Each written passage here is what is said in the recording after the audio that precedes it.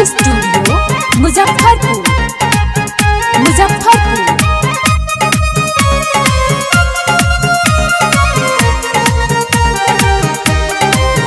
देखो आरती के जिंदगी उजर दिलस, देखो आरती के जिंदगी उजर दिलस।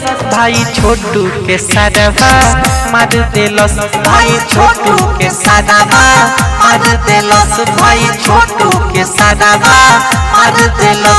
दुई बजे राती में बोला के, दुई बजे राती में बोला के उनकर जिंदगी का बार दिलक, उनकर जिंदगी का बार दिलक।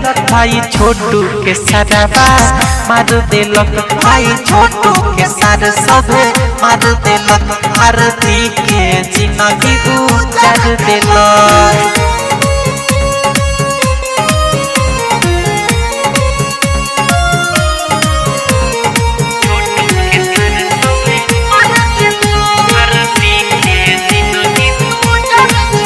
आरती छोटू सोच ले रहले जिंदगी बिताइब साथ में।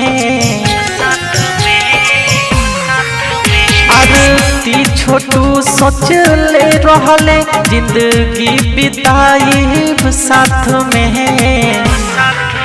दुई बजे राती के बोलाई के, दुई बजे राती के बोलाई के पिछावा से भाला मार दिलस। आरती के जिंदगी उजार दिलस, भाई छोटू के सार सभे मार दिलस। रिकॉर्डिंग बाय माँ जानकी स्टूडियो मुजफ्फरपुर।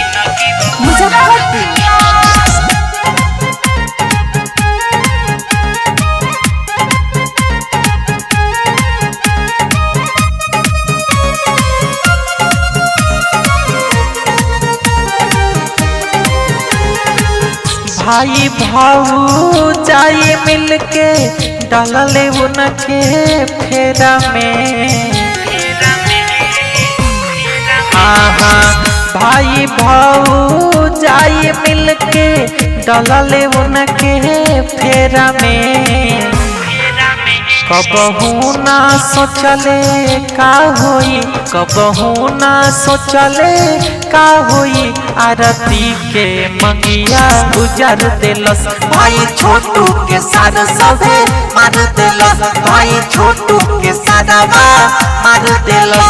दुई बजे राती में बोला के, दुई बजे राती में बोला के उनकर जिंदगी का बार दिलक, उनकर जिंदगी का बार दिलक। भाई छोटू के सारवा मार दिलक, भाई छोटू के सार सभे मार दिलक। आरती के जिंदगी उजर दिलक।